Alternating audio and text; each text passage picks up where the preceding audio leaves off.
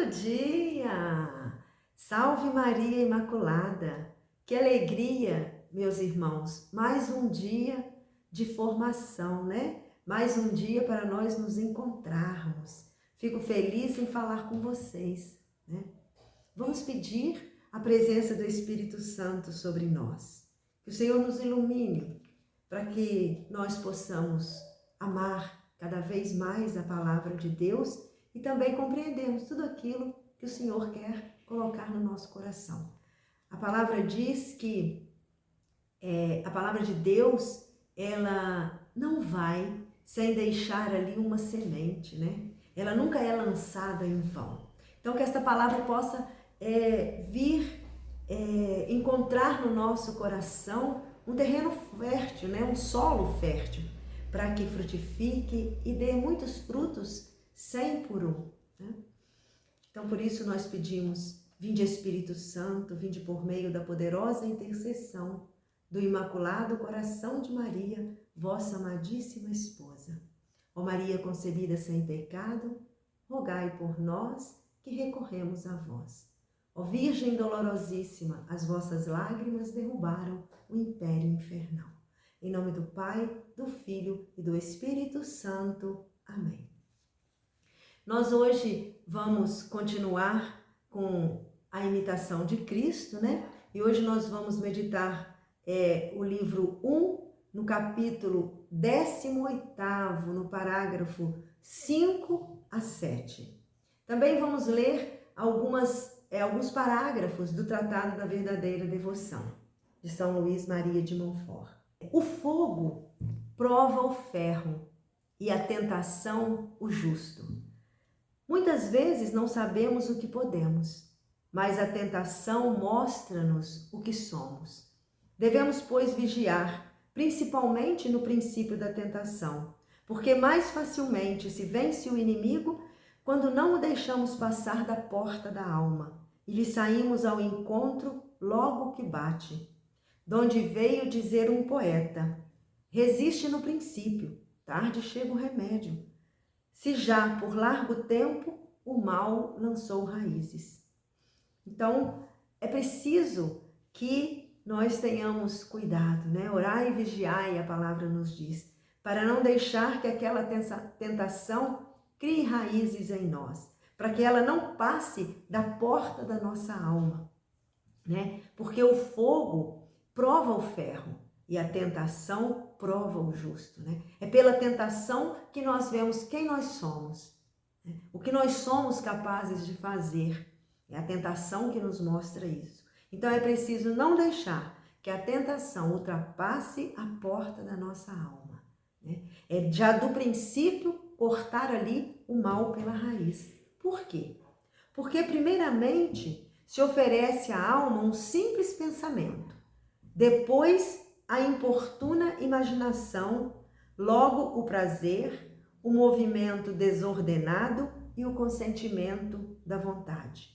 E assim, pouco a pouco, entra o inimigo e se apodera de tudo, porque se não lhe resistiu no princípio. Então, se não resistirmos à tentação no princípio, o que acontece, né? Aquela tentação oferece à alma um pensamento. Aí você começa a pensar. E o padre Jonas sempre falava, né? A louca da casa. A louca da casa é a imaginação. Então você deixa o pensamento entrar e a louca da casa, a imaginação, né? Vai dando asas, né? Aquela tentação, aquele pensamento. E aí vem o prazer. E aí você sente prazer, né? Se deleita naquela imaginação do que poderia ser se aquela tentação se realizasse, né? E aí então vem o movimento desordenado, né? E o consentimento. E aí acabamos por consentir naquele pensamento, naquela tentação, e aí entra o inimigo e se apodera da nossa alma, né? Se apodera porque nós não resistimos à tentação no princípio. Sobre isso, no Tratado da Devoção, né? No artigo 5º, São Luís Maria de Montfort nos ensina: é muito difícil, atendendo à nossa fraqueza e fragilidade, conservar em nós as graças e os tesouros recebidos de Deus. porque temos este tesouro mais valioso que o céu e a terra em vasos frágeis, num corpo corruptível, numa alma fraca e inconstante, que por um nada se perturba e abate. Por isso não podemos deixar que a tentação crie raízes em nós. Por quê? Porque nós somos vasos frágeis, né? Nós guardamos a graça de Deus, né? Esse tesouro incalculável que é a graça santificante em vasos frágeis, meus irmãos, porque nós somos vasos frágeis. Nós temos um corpo corruptível e uma alma fraca e inconstante, né? Por isso não podemos permitir uma alma fraca e inconstante que por uma coisinha à toa, né? Um tiquinho de nada se perturba e abate. Então, por isso é necessário cortar o mal pela raiz. Porque os demônios, que são ladrões muito finos, querem apanhar-nos de improviso para nos roubar e despojar. Para isso espreitam noite e dia o momento favorável. Rondam incessantemente, prontos para nos devorar e nos arrebatar num só momento, por um único pecado, tudo o que ganhamos em graças e méritos durante muitos anos. Ah, meus irmãos, nós nos colocamos em oração constantemente, pedimos ao Senhor que nos guarde, nos proteja, nos livre de todo mal, de toda tentação. Mas em um minuto, todo o nosso sacrifício de uma vida inteira pode ser destruído pela ação do inimigo e por causa da nossa fraqueza. E quanto mais preguiçoso for o homem em resistir-lhe, tanto se fará cada dia mais fraco, e o inimigo contra ele mais poderoso. Alguns padecem graves tentações no princípio de sua conversão, outros no fim, muitos por toda a vida. E São Luís nos adverte: a sua malícia, a sua experiência, as suas astúcias e o seu número devem nos fazer temer imensamente esta infelicidade, que o inimigo fique mais forte que nossas tentações. Já outras pessoas mais cheias de graça, mais ricas de virtudes, mais fundadas na experiência e elevadas em santidade, foram surpreendidas, roubadas e lamentavelmente despojadas. Quer dizer, se nós nos descuidamos, o inimigo fica forte, né? Isso já aconteceu com pessoas de santidade elevada, com pessoas que foram roubadas, pessoas com grandes virtudes, né? Foram roubadas e lamentavelmente despojadas de sua santidade. Por quê? Porque se descuidaram, né? Porque foram negligentes em resistir, porque foram preguiçosos, né? Ou preguiçosas, né? As almas. Descuidadas, né? Nas suas orações. Por quê? Porque acharam a sua casa bastante segura e os seus cofres bastante fortes para guardar o precioso tesouro da graça. Foi por causa desta confiança, não apercebida, que tinham em si, embora lhes parecesse que se apoiavam unicamente na graça de Deus, que o Senhor infinitamente justo permitiu que fossem roubados e abandonados a si mesmos. Ah, se tivessem a admirável devoção que vou expor, teriam confiado o seu tesouro a uma Virgem poderosa e fiel, que o teria guardado como seu, considerando isto como um dever de justiça. Então, alguns são tentados brandamente, segundo a sabedoria e a equidade da divina providência, que pondera o estado e os méritos dos homens, e tudo ordena para a salvação de seus escolhidos. Então, meus irmãos, alguns são tentados mais brandamente, né? Isso segundo a sabedoria de Deus e a justiça de Deus, que ajuda, né, com os méritos que cada homem necessita, né, para a salvação. Por isso, não devemos desconfiar quando formos tentados, mas antes rogar a Deus com maior fervor, para que se digne ajudar-nos em toda atribuição. Porque, segundo o dito de São Paulo, nos dará auxílio junto com a tentação para que lhe possamos resistir. Isso está em Coríntios, capítulo 10, versículo 13. Devemos sempre pedir a Deus que nos ajude nas tentações e nas tribulações e nas atribuições, né, que nós passamos, porque o Senhor nos dará o auxílio necessário, né? Humilhemos, pois, nossas almas debaixo da mão de Deus em toda tribulação e tentação, porque Ele há de salvar e engrandecer os humildes de espírito, né? Isso nos mostra o Salmo 33, no capítulo 19. Humilhemo-nos, porque Ele há de salvar e engrandecer os humildes de espírito. É nas tentações e nos reveses que o homem verifica quanto progrediu. Por elas maior se torna o mérito e melhor se revelam as virtudes. Então, é pelas tentações que nós podemos verificar o quanto nós progredimos na nossa vida espiritual, na confiança em Deus, na nossa vigília constante, né? E por elas maior se torna o mérito e melhor se revelam as virtudes.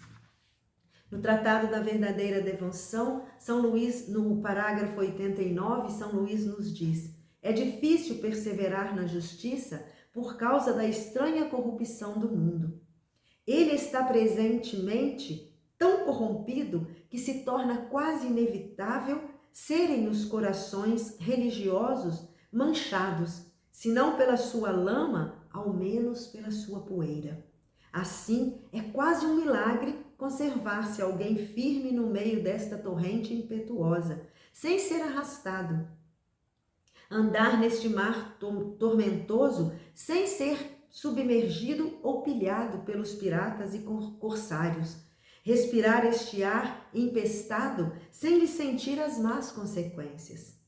É a Virgem, a única, sempre fiel, sobre a qual a serpente jamais teve poder, quem faz este milagre a favor daqueles e daquelas que a servem da melhor maneira. Então, São Luís diz que neste mundo, né, tão paganizado, tão cheio de pecado, né, é difícil. Como vamos nos manter em santidade num mundo tão difícil? Alguma coisa há de sujar a nossa alma. Mas aí ele nos apresenta, né, uma arma poderosíssima, que é a devoção à Santíssima Virgem, a verdadeira devoção à Santíssima Virgem Maria. E São Luís de Montfort nos diz nesse parágrafo 89 que para respirarmos este ar empestado do mundo, sem lhe sentir as más consequências, contamos com a ajuda da Virgem Maria. É ela, a Mãe de Deus, que faz este milagre a favor daqueles que a servem da melhor maneira. Meus irmãos, sejamos servos dela e ela fará por nós este milagre, né? Porque o Senhor, Ele engrandece os humildes de espírito, como nos diz o Salmo 33, no versículo 19. E a humildade era mais uma das virtudes de Nossa Senhora, né? É o que Maria de mais belo traz, porque ela sempre soube seu papel e quem ela era. Ela também sabia que era totalmente dependente e que sua dependência de Deus, dentro do plano da salvação, fazia com que realmente tudo acontecesse na vontade dele. São Bernardo de Claraval, em seu sermão sobre a Anunciação, diz que Deus, ao olhar para Maria, encantou-se com sua humildade, enamorou-se do seu coração humilde. A humildade de Maria alegrou o coração do Senhor. Não foi simplesmente por ser virgem que ela encantou Deus, mas por ser humilde, pois o reino dos céus é dos humildes. Tudo em Maria era humildade, em seu coração não existia uma faísca de orgulho. Verdadeiramente, o Senhor eleva os humildes. Como ela mesmo canta em seu louvor, no seu Magnífica, quando reconhece: Ele fez maravilhas na sua serva.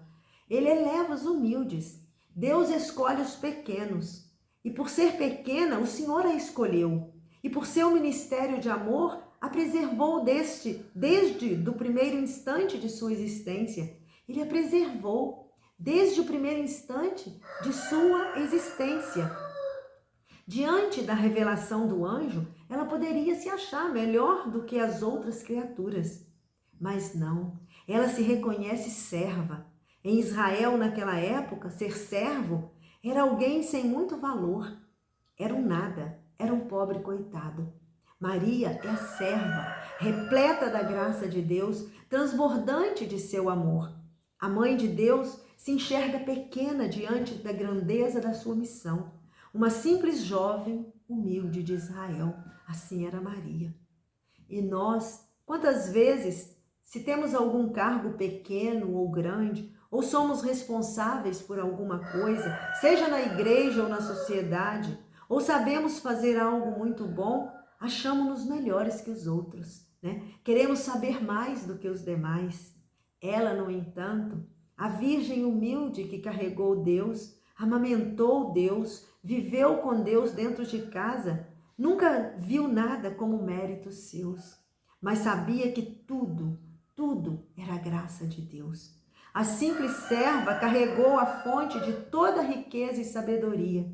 Sem humildade não se chega à santidade, meus irmãos, muito menos à contemplação da face de Deus. Maria, por ser tão humilde, não só viu Deus, como o gerou. Que possamos nós também gerar Jesus no nosso coração. E ser devoto de Maria é imitar sua profunda humildade. Não existe devoção genuína a Nossa Senhora sem humildade. Os santos foram homens e mulheres que em tudo buscaram imitar a humildade de Nossa Senhora. Na ladainha, nós a chamamos de Mãe Admirável. Admirável em quê? Em sua profunda humildade, em sua entrega sem limites, em sua fé, em sua caridade, em sua esperança pascal. Tudo em Maria é admirável, tudo nela é virtude. Olhamos para Nossa Senhora e nos admiramos de sua beleza, pois como diz Dostoiévski, a beleza salvará o mundo. A beleza que Maria trouxe ao mundo, seu filho Jesus, verdadeiramente salvou o mundo. Quem é humilde traz em si uma beleza encantadora, reflexo daquela beleza divina de alguém que em tudo busca só Deus. Por isso, a pequena Jacinta, vidente de Fátima, não cansava de dizer a respeito de Nossa Senhora. Era uma senhora muito linda. Ai, meu Deus, era uma senhora muito linda. Ah, era uma senhora muito linda. Belo não é quem faz isso ou aquilo. Belo é quem é humilde. Sejamos humildes. Que a exemplo de Maria, sejamos humildes. Até o próximo encontro.